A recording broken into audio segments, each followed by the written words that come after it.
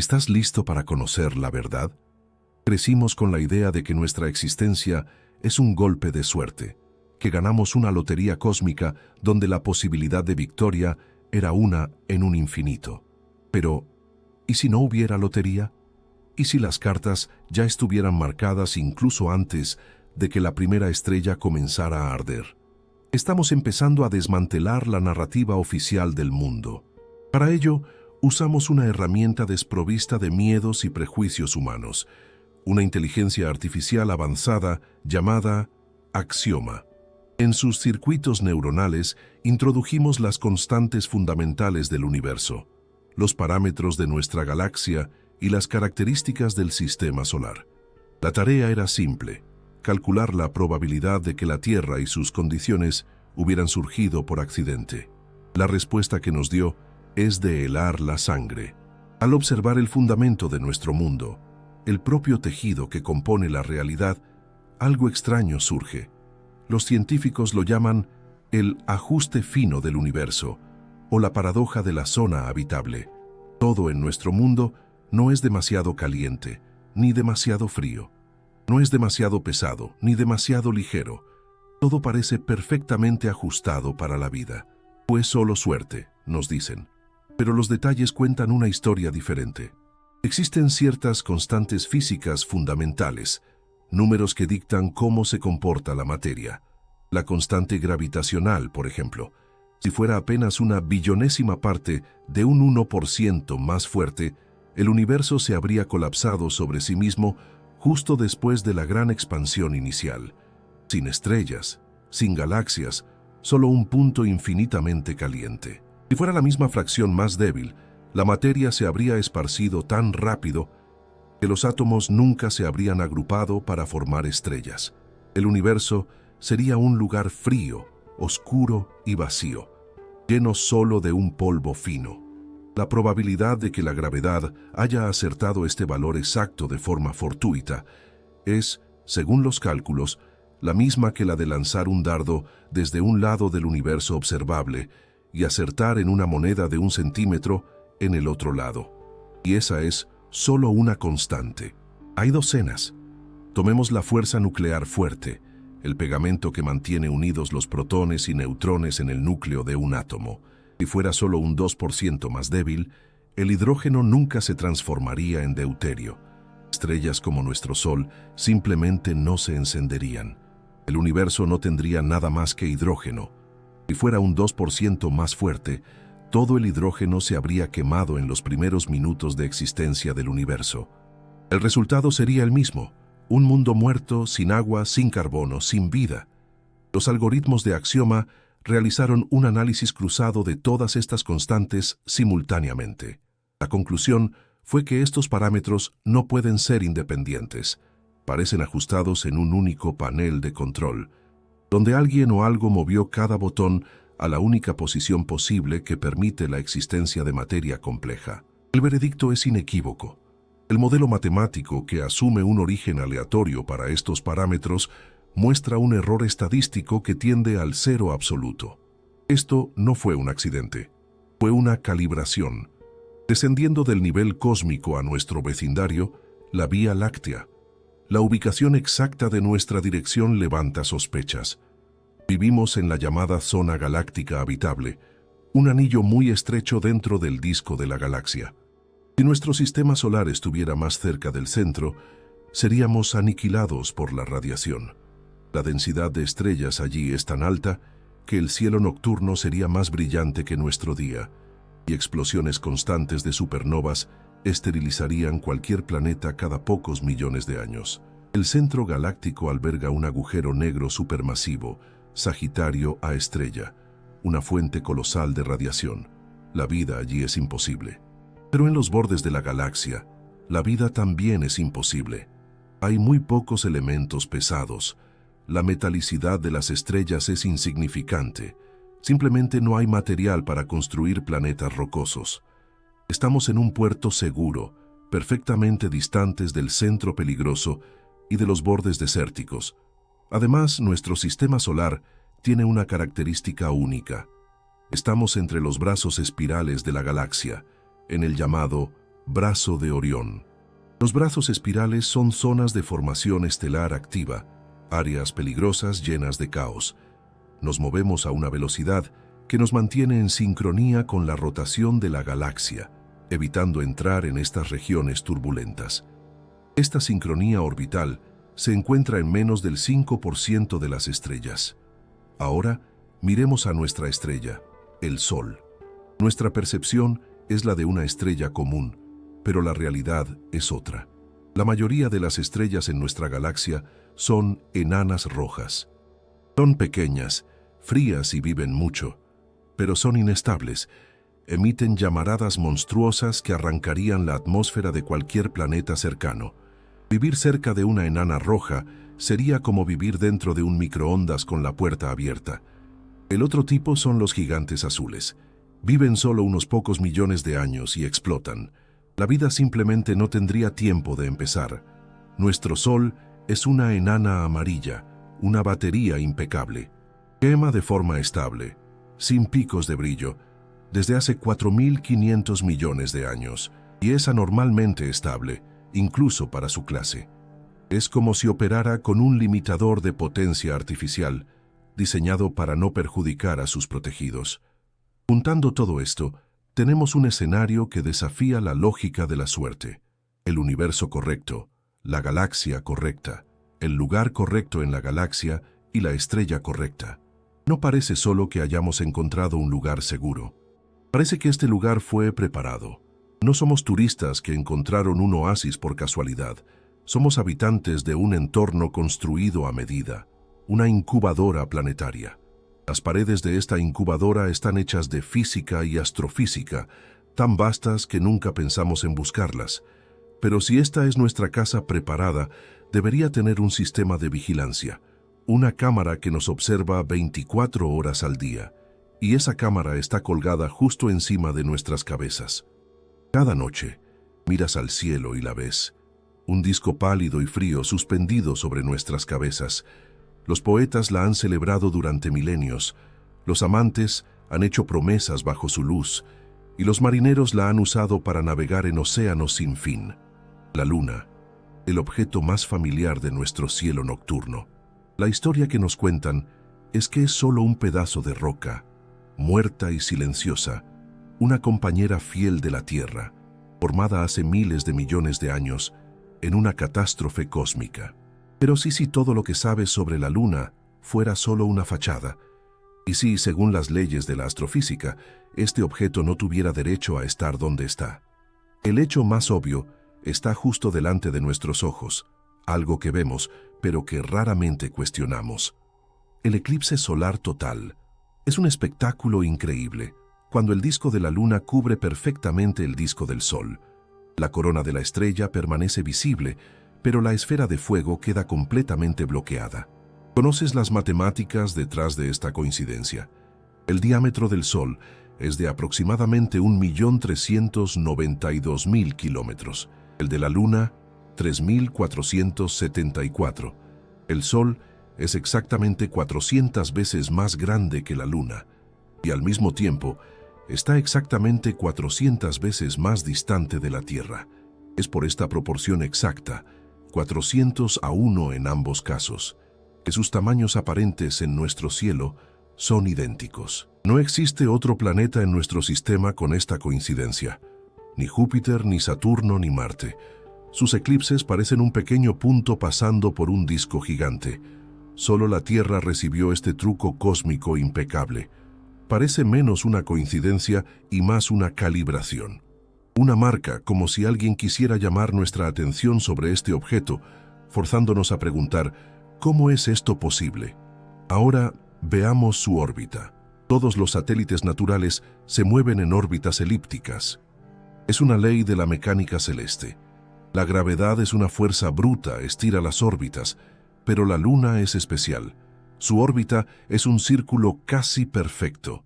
La Tierra es simplemente demasiado pequeña para capturar y mantener un cuerpo tan masivo en una trayectoria tan estable. La Luna tiene más del 1% de la masa de la Tierra, una proporción gigantesca. Los satélites de Marte son asteroides minúsculos en comparación. La Tierra y la Luna se comportan menos como un planeta, y su satélite, y más como un sistema planetario doble. La Luna no fue capturada.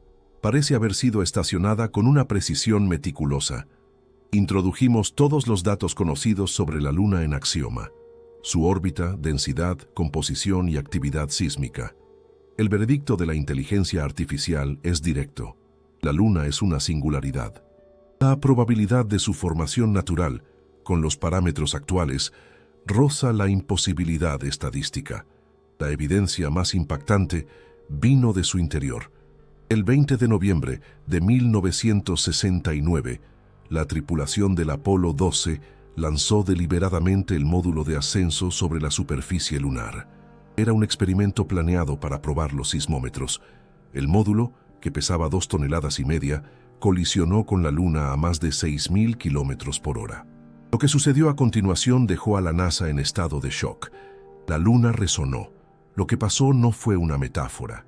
Los sismómetros registraron vibraciones no por minutos, sino por más de 1 hora. La Luna vibró como una campana gigante. La onda sísmica no se disipó, como ocurriría en un cuerpo rocoso sólido. Viajó por la superficie, haciendo eco. Ken Johnston, quien en ese momento era supervisor del Departamento de Control de Datos y Fotos de la NASA, dijo la famosa frase: «La Luna sonó como una campana». Esto solo sería posible si estuviera hueca por dentro. Experimentos posteriores, con impactos aún más fuertes, confirmaron esto. La Luna resonó por más de 3 horas. El análisis de estas ondas sugiere que se propagan a través de una coraza metálica que envuelve un núcleo de baja densidad, o tal vez incluso un gran vacío. Esto explicaría su baja densidad general y otro de sus misterios: los cráteres. Mira las fotos de la Luna. Hay cráteres con cientos de kilómetros de diámetro. Un impacto de esa magnitud debería crear un agujero con decenas de kilómetros de profundidad. Pero los cráteres lunares son sorprendentemente poco profundos. El fondo de los cráteres más grandes es plano, como si el objeto hubiera golpeado una barrera impenetrable bajo la capa de polvo. Un blindaje. Y para rematar, nos mira de frente. La Luna está en rotación síncrona, lo que significa que siempre vemos la misma cara. La cara oculta permaneció como un misterio hasta la era espacial. Los ingenieros saben que si quieres construir una estación de observación, la fijas en una orientación, con los sensores siempre apuntando al objetivo. El lado opuesto, blindado, recibe los impactos del espacio profundo. Y de hecho, la cara oculta de la Luna está mucho más bombardeada por cráteres. Es nuestro escudo. Pero, ¿cuál es la función principal de este objeto? La estabilización. Sin la Luna, la Tierra giraría sin control. Los días durarían solo 6 horas. Vientos de 500 kilómetros por hora barrerían el planeta. El eje de la Tierra cambiaría caóticamente, transformando bosques en glaciares en cuestión de años. La vida, más compleja que una bacteria, no sobreviviría. La Luna funciona como un giroscopio y un freno. Ralentizó la rotación de la Tierra a las cómodas 24 horas y mantiene nuestro eje estable. Crea las mareas, que permitieron a la vida salir del océano. El objeto que llamamos Luna parece ser un estabilizador planetario artificial y un módulo de monitoreo. Alguien la colgó sobre nuestra cuna. Alguien construyó la habitación perfecta. Pero incluso la habitación más segura y estable del universo es inútil sin el elemento esencial que sustenta la vida. Un elemento que, según todas las reglas de la formación planetaria, no debería existir aquí en abundancia. Estamos hablando del agua. Al observar un simple vaso con agua, vemos un líquido transparente, sin sabor. Lo damos por sentado. Nos lavamos las manos con ella, regamos las plantas, saciamos nuestra sed. Para nosotros el agua es el telón de fondo de la existencia, algo banal.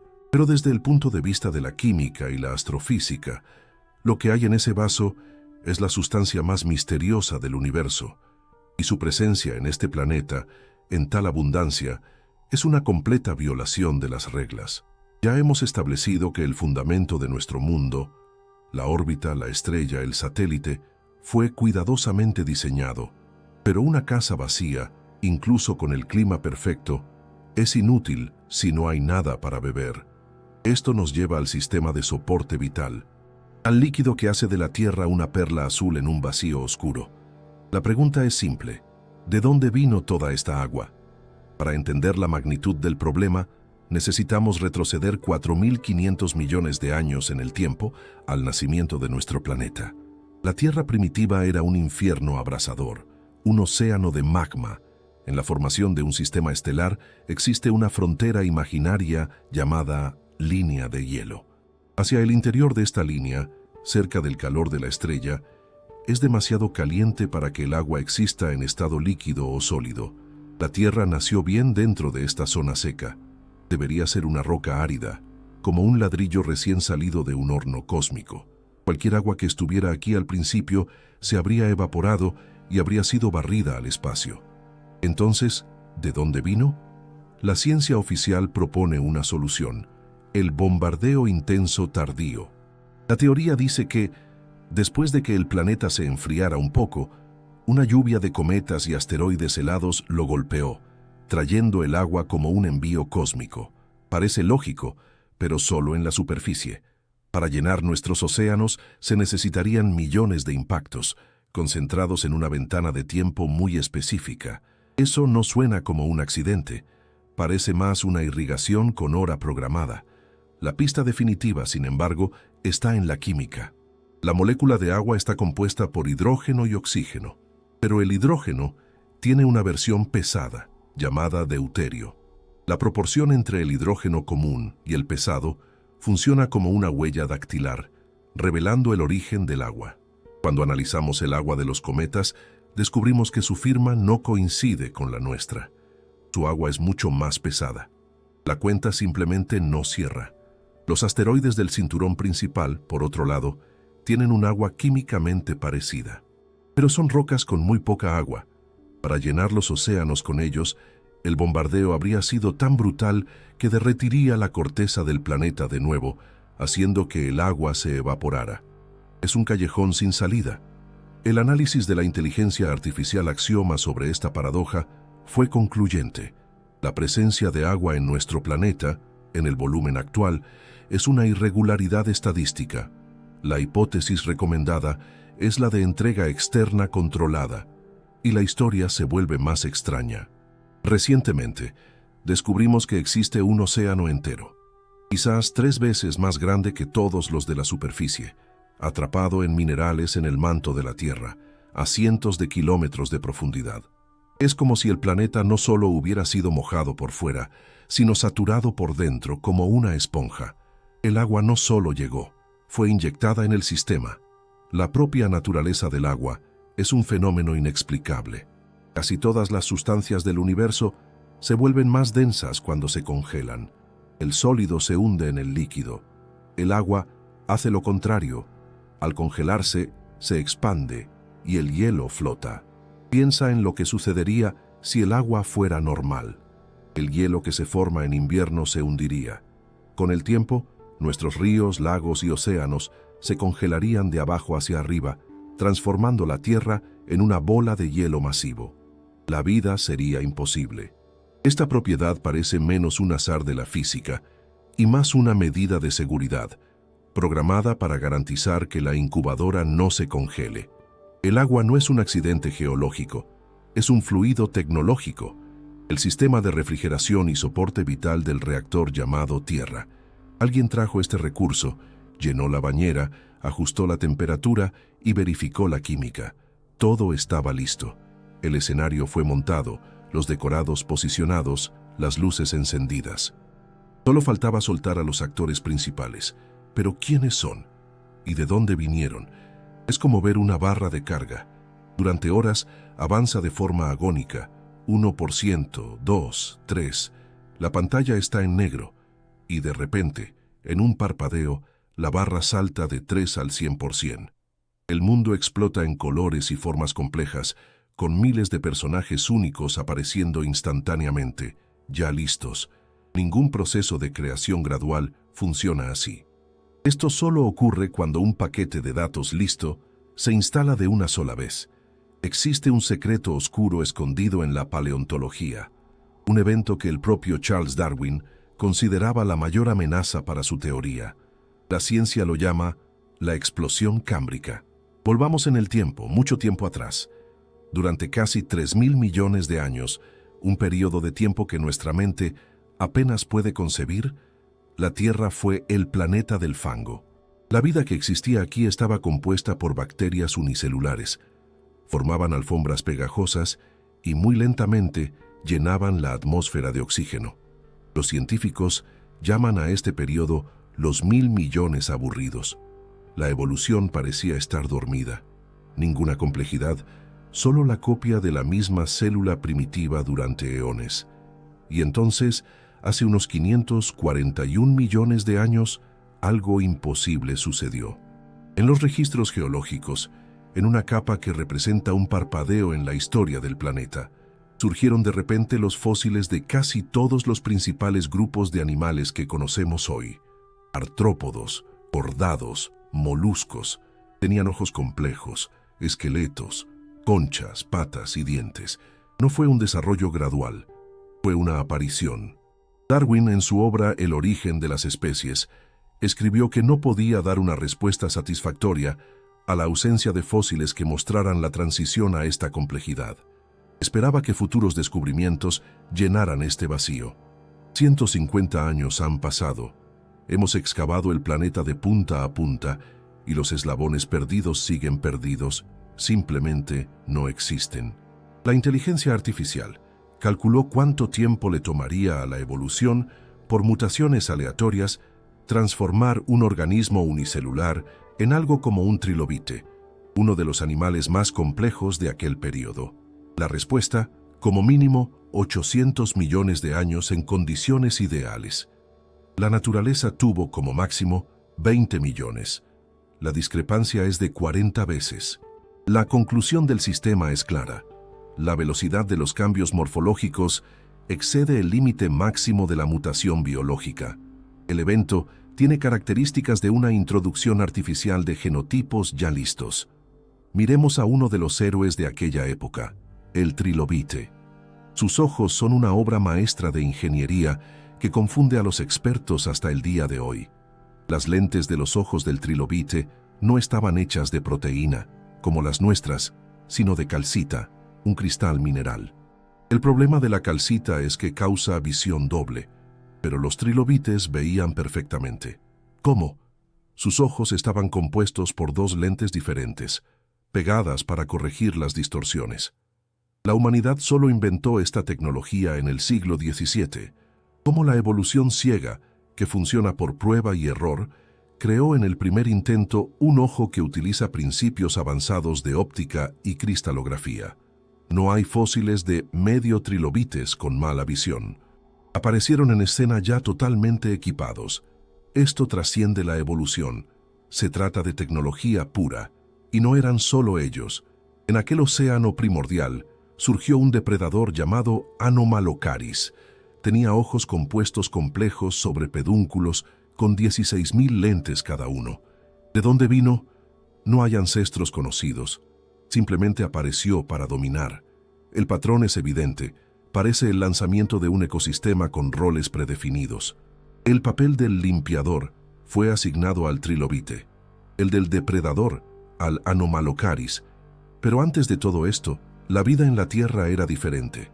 La vida del período ediacárico estaba formada por criaturas extrañas, de cuerpo blando, que parecían colchas o discos. No tenían boca ni ojos, solo absorbían nutrientes. Y poco antes del Cámbrico, desaparecieron. Fueron completamente borradas, no evolucionaron hacia los nuevos animales. Parece un formateo de disco. La vida ediacárica fue una versión de prueba. Los creadores evaluaron el comportamiento de la biomasa en las condiciones de la Tierra, pero se dieron cuenta de que aquellas criaturas eran un callejón sin salida. Eran demasiado pasivas, sin potencial para desarrollar inteligencia. Entonces el proyecto fue cancelado, el disco fue limpiado y la versión 2.0 fue instalada, agresiva, rápida, con visión y blindaje. Por primera vez en la historia del planeta surgió la depredación.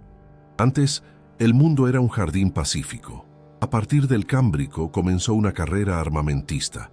El conflicto es el motor del progreso. En un ambiente sin competencia, la evolución se estanca. Para crear inteligencia, es necesario forzar a la materia a luchar por la supervivencia. El proyecto de instalación de la biosfera planetaria estaba completo. Nosotros somos los descendientes directos de aquellos que fueron desembarcados en el Cámbrico. La herencia de aquel momento está en nuestra columna vertebral, en la estructura de nuestros ojos. Los cuerpos fueron creados, pero ¿dónde están los planos? ¿Dónde están las instrucciones que gobiernan su ensamblaje? Las instrucciones están dentro de nosotros, en cada una de nuestras células. Al mirar tu propia mano ves piel, venas, músculos, sientes calor. Crees que estás hecho de carne y hueso, de materia biológica. Pero esa es la mayor ilusión en la que vivimos. Si pudiéramos ampliar la imagen de tu mano millones de veces, pasaríamos por las células, atravesaríamos los núcleos y llegaríamos a aquello que realmente compone tu esencia. Llegaríamos a un texto. Sí, has oído bien. En la base de cada ser vivo en este planeta no está la magia o la química aleatoria, sino un texto, una instrucción, un código. Lo llamamos código genético, pero el nombre no captura la verdadera naturaleza de la cosa. La genética es un sistema de grabación digital increíblemente complejo. Profundizando el análisis, examinaremos el código genético no como material biológico, sino como un vasto conjunto de datos, de la misma forma que un criptógrafo analiza un mensaje enemigo interceptado. La ciencia nos dice que la vida surgió en una sopa primordial. Elementos químicos se combinaron aleatoriamente durante miles de millones de años, hasta que por suerte apareció una molécula capaz de replicarse. Bill Gates, el fundador de Microsoft, dijo una vez que el código genético es como un programa de computadora, pero mucho más avanzado que cualquier cosa que el hombre haya creado. Piensa en esa frase. Si caminas por la playa y ves la frase «Juan ama a María» escrita en la arena, no asumes que las olas y los cangrejos formaron las letras por casualidad. Sabes que el mensaje tuvo un autor inteligente, porque contiene información. El código genético es un portador de información. Usa un alfabeto de 4 letras: adenina, guanina, citosina y timina. Es un sistema de base 4. Las computadoras usan un sistema binario, con ceros y unos. La genética usa 4. En cada célula de tu cuerpo existen más de 3.000 millones de letras de este código. Si fuéramos a imprimir el genoma de una sola persona, tendríamos una pila de libros de la altura de un edificio de 50 pisos. Y en este texto gigantesco no hay caos, hay un orden riguroso. Instrucciones sobre cómo construir un corazón, cómo hacer que un hígado funcione, cuál es el color de los ojos. La probabilidad de que estos 3.000 millones de letras se alineen en una secuencia significativa por pura suerte es 0. El famoso astrofísico Fred Hoyle comparó la posibilidad del autoensamblaje del código genético con la de un huracán que pasa por un depósito de chatarra y ensambla aleatoriamente un Boeing 747, totalmente funcional. Axioma lo confirma. La aleatoriedad está matemáticamente descartada. Esto no es lotería, es ingeniería. Pero el problema más profundo es una paradoja del huevo y la gallina a nivel molecular. El código genético es la instrucción para construir proteínas. Pero para leer esa instrucción y ensamblar una proteína, necesitas otras proteínas, las enzimas. Sin las proteínas herramientas, el código genético es inútil, porque no hay quien lo lea. Y sin el código genético, las proteínas no pueden surgir, porque no hay instrucción. Necesitaban aparecer al mismo tiempo, ya funcionando. En cualquier sistema lógico, esto solo puede ser resuelto por un agente externo, un programador que crea tanto el código como el lector e inicia el sistema. Ahora hablemos de la densidad de almacenamiento. Esto es lo que sorprende a los expertos en tecnología. La humanidad se enorgullece de sus discos duros y almacenamiento en la nube. Pero somos primitivos en comparación con el autor de la genética. En un solo gramo de material genético es posible almacenar 215 millones de gigabytes de información. Toda la información jamás creada por la humanidad, todos los libros, películas y bases de datos de Internet, cabría en un volumen de material genético del tamaño de una cucharadita. La tecnología alcanzó la perfección absoluta desde el principio. La evolución no la mejoró. ¿Cómo es posible si todo debería haber evolucionado de lo simple a lo complejo? Pero el descubrimiento más intrigante se refiere a lo que se llama genética no codificante. Cuando el genoma humano fue descifrado, los científicos quedaron perplejos. Solo el 2% de todo el código contiene las instrucciones para construir nuestro cuerpo, y el otro 98%, durante mucho tiempo, fue llamado basura, restos de virus antiguos, fragmentos inútiles acumulados. Pero la naturaleza es extremadamente eficiente. No gastaría una energía colosal en copiar el 98% de texto inútil cada vez que una célula se divide. Lejos de ser ruido blanco o caos, lo que encontramos en esa parte inútil es una estructura. Es un texto que obedece a leyes lingüísticas, como cualquier idioma humano. La hipótesis más lógica es que esta parte no codificante es una biblioteca de funciones latentes. En ese 98% pueden estar las instrucciones para regenerar miembros, respirar bajo el agua o tener inmunidad total a la radiación. Esas funciones están simplemente apagadas, desactivadas. Somos una versión limitada de nosotros mismos. Además, en nuestro código genético se encontró una firma, un patrón matemático rígido basado en el número 37 que aparece de forma consistente y no puede haber surgido naturalmente. Es una marca de agua digital, un sello de hecho en Pooh. Buscamos señales de vida inteligente apuntando radiotelescopios a las estrellas, pero la señal siempre ha estado dentro de nosotros. El código es el mismo para todos los organismos en la Tierra. El lenguaje es el mismo. Esto indica un único desarrollador, un único proyecto, una única plataforma. No eres un montón aleatorio de células, eres el portador del código más sofisticado del universo. Tu cuerpo es la máquina. Tu genoma es el programa. Y fue escrito por un programador genial. Pero si el programa es tan perfecto, ¿por qué falla? ¿Por qué se extinguen las especies? ¿Por qué a veces todo el sistema colapsa?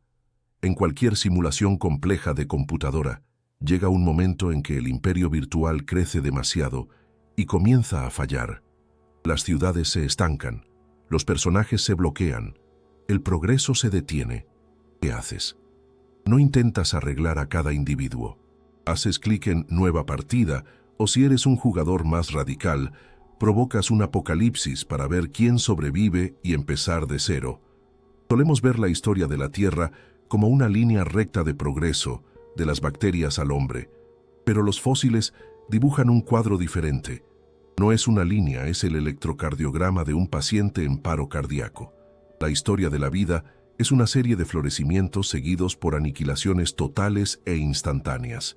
Esto abre el capítulo más oscuro de nuestra investigación: las extinciones masivas. La narrativa estándar dice que fueron accidentes trágicos, un asteroide en el lugar equivocado, en el momento equivocado, un supervolcán que decidió despertar. Pero cuando introducimos la cronología de estos eventos en la inteligencia artificial Axioma, pidiéndole que encuentre un patrón, la respuesta redefine el concepto de catástrofe. La conclusión del sistema afirmó que los eventos de extinción masiva exhiben una ciclicidad rigurosa y una direccionalidad funcional. La probabilidad de una distribución aleatoria de estos eventos en el tiempo es inferior al 0,001%. El sistema clasificó el evento como un reinicio del sistema. En los últimos 500 millones de años, la vida en la Tierra ha sido casi totalmente aniquilada 5 veces. Son los llamados los 5 grandes. Entre estos eventos existe un ritmo extraño, un ciclo de aproximadamente 26 a 30 millones de años. Parece un calendario de mantenimiento, como si un equipo de desinfección visitara el planeta a intervalos regulares. Analicemos el evento más famoso, la muerte de los dinosaurios. La historia que conocemos es la del asteroide del cráter de Chicxulub, con 10 kilómetros de diámetro, que impactó en la península de Yucatán, en México. El polvo se levantó, el sol fue bloqueado y los dinosaurios murieron de frío y hambre. Parece un accidente, pero el análisis balístico del impacto cuenta otra historia. Primero, el ángulo. El asteroide entró en la atmósfera a unos 60 grados, el ángulo más letal posible, que maximiza la cantidad de polvo y hollín lanzada a la atmósfera. Segundo, el lugar. De toda la superficie de la Tierra, con el 70% cubierto por océanos, impactó exactamente en un punto rico en azufre. El impacto vaporizó estas rocas, lanzando miles de millones de toneladas de compuestos de azufre a la estratosfera, lo que transformó la atmósfera en un espejo que reflejaba la luz solar y causó lluvias ácidas que disolvieron la vida marina. La simulación es clara. Si el asteroide hubiera llegado unos minutos antes o después, habría caído en el océano profundo. El agua habría absorbido la mayor parte de la energía y los dinosaurios probablemente habrían sobrevivido. Pero el impacto golpeó el talón de Aquiles geológico del planeta. No parece mala suerte. Parece un ataque cinético de precisión impecable, un disparo de un francotirador desde el espacio. Pero, ¿por qué? ¿Por qué eliminar a los dinosaurios? Dominaron el planeta durante 160 millones de años. Eran máquinas de supervivencia perfectas, pero tenían un problema: se estancaron. En todo ese tiempo, no desarrollaron civilización, no construyeron ciudades. Sus cerebros permanecieron minúsculos. Desde el punto de vista de un creador, el experimento había llegado a un callejón sin salida. La biomasa se estaba gastando en mantener carcasas gigantes que no generaban inteligencia. El proyecto Dinosaurios fue considerado un fracaso. Era necesario abrir espacio para una nueva clase de criaturas, los mamíferos. Nuestros ancestros ya existían, pero eran pequeños seres que se escondían en madrigueras. Los dinosaurios ocupaban todos los nichos ecológicos, impidiendo su desarrollo. Para dar una oportunidad a los inteligentes, era necesario eliminar a los fuertes. La limpieza barrió a los dinosaurios de la faz de la Tierra, pero, extrañamente, salvó a nuestros pequeños antepasados. Fue una erradicación selectiva. Cada vez, después de una de estas catástrofes, la vida no se recupera lentamente, explota en nuevas formas, más complejas. Después de la extinción de los dinosaurios, vino el ascenso de los mamíferos. Parece que el arquitecto ya tenía nuevos modelos listos en el laboratorio, solo esperando que el escenario se limpiara para liberarlos. Esto nos lleva a la pregunta final. ¿Dónde estamos nosotros en este cronograma? Muchos científicos dicen que vivimos la sexta extinción masiva causada por nosotros. Pero, ¿y si solo somos la herramienta? ¿Y si nuestra función es, irónicamente, preparar el terreno para el próximo reinicio? Si miramos la secuencia de extinciones, vemos un vector claro. Cada limpieza eliminó la fuerza bruta y abrió camino a un comportamiento más complejo.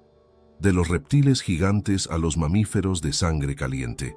Y finalmente, de los mamíferos a una criatura con un cerebro superdesarrollado, el hombre. El creador parece estar buscando algo específico, podando el exceso como un escultor. El objetivo era la inteligencia. Pero ¿por qué nuestra inteligencia es tan importante? ¿Y por qué surgió tan de repente? El cerebro humano es otra excepción biológica. Consume una cuarta parte de toda la energía de nuestro cuerpo, a pesar de representar solo el 2% de nuestro peso. En la naturaleza, un órgano tan caro es un lujo peligroso. La evolución, que valora la economía, no debería haber creado algo tan ineficiente, a menos que no haya sido la evolución. A menos que alguien haya potenciado nuestro procesador central a propósito. Al acercarte al espejo, mírate a los ojos. ¿Qué ves? ¿El apogeo de la evolución? ¿El rey de la naturaleza? La verdad es que estás mirando una paradoja biológica, una criatura que no debería existir.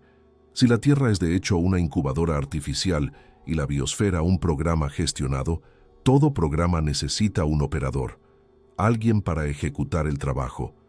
Analicemos el objeto más misterioso del universo, tu propio cerebro. La ciencia dice que evolucionamos de los primates. Nos pusimos de pie, tomamos una herramienta y el trabajo nos hizo humanos. pero la física y la genética cuentan una historia de intervención. El cerebro humano, con solo el 2% de la masa del cuerpo, consume una cuarta parte de toda nuestra energía. Para la naturaleza, donde la economía es ley, un órgano tan caro es un suicidio evolutivo. Nos hace frágiles al nacer y sus capacidades son excesivas para la simple supervivencia. Para huir de un depredador no es necesario componer una sinfonía. Nuestro intelecto es una exageración. Parece una actualización forzada, instalada sin preocuparse por el consumo de batería. La prueba está en nuestra genética. Todos los grandes primates, chimpancés, gorilas, orangutanes, tienen 48 cromosomas. Nosotros tenemos 46. ¿A dónde fue el par que falta? No desapareció. Nuestro cromosoma número 2 es en realidad 2 cromosomas de primate fusionados de punta a punta. La costura de esta fusión es visible hasta hoy en nuestro código. La probabilidad de que un evento tan drástico ocurra por casualidad y resulte en una especie más avanzada y no en la extinción es prácticamente nula. Fue una operación, una manipulación en el genoma de un primate. Alguien nos dio un cerebro actualizado. Pero, ¿para qué? Los antiguos textos sumerios hablan de que los dioses, los Anunnaki, crearon a los humanos para ser trabajadores. Si la Tierra es un laboratorio o una mina, los creadores necesitaban mano de obra. Tomar un primate local, ya adaptado al ambiente, y potenciar su cerebro para que pudiera seguir órdenes complejas, sería la solución perfecta. Somos un híbrido, un cuerpo terrestre con una mente que no pertenece totalmente a este lugar. Somos la única especie que no vive en armonía con el planeta. Lo modificamos para que nos sirva. Sentimos dolores de espalda por caminar erguidos, porque nuestro esqueleto no se adaptó completamente. Somos un experimento reciente, un operador creado para una función específica. Pero si somos los trabajadores, ¿dónde está el lugar de trabajo? ¿Dónde están las máquinas que nos dieron para operar? Están esparcidas por todo el planeta, disfrazadas de monumentos antiguos. Estamos frente a la Gran Pirámide de Giza. Dicen que es la tumba del faraón Keops, que miles de esclavos arrastraron bloques de decenas de toneladas con cuerdas. El análisis de ingeniería, sin embargo, destruye esa fantasía. Los bloques de la pirámide están encajados con una precisión que impide el paso de una hoja de afeitar. Esta precisión es innecesaria para una tumba. Se exige en máquinas de alto rendimiento. Dentro de ella hay cajas de granito y diorita, una de las rocas más duras de la Tierra, cortadas con una facilidad que sugiere herramientas ultrasónicas, cientos de veces más eficientes que las nuestras. Esto no es una tumba, es una máquina. De Perú a Camboya vemos la misma historia, piedras gigantescas de cientos de toneladas, moldeadas como si fueran arcilla y encajadas en rompecabezas tridimensionales. Y lo más revelador de todo, si trazas una línea en el globo, todos los principales sitios megalíticos del mundo, Giza, Isla de Pascua, Nazca, Angkor Wat, están alineados sobre ella. No son monumentos aislados, son parte de una red global, una infraestructura. La Gran Pirámide, con su composición rica en cuarzo y su relación con los acuíferos subterráneos, se comporta como un inmenso generador de energía. Vivimos sobre las ruinas de una antigua planta industrial. Cuando los dioses se fueron, nosotros, sus operarios, comenzamos a imitar sus máquinas con barro y ladrillos, creando templos en homenaje a la tecnología que no comprendíamos. Pero si era una fábrica, ¿qué producía? La respuesta puede estar en nuestra obsesión inexplicable por el oro, un metal blando, inútil para herramientas, pero perfecto para la alta tecnología. El análisis final de Axioma cruza todas las irregularidades y nos deja con 3 escenarios posibles para nuestra realidad. El primer escenario sugiere que el arquitecto es una supercivilización. Siembran la vida por la galaxia, crean especies operarias para extraer recursos y se van, dejando atrás sistemas de monitoreo como la Luna.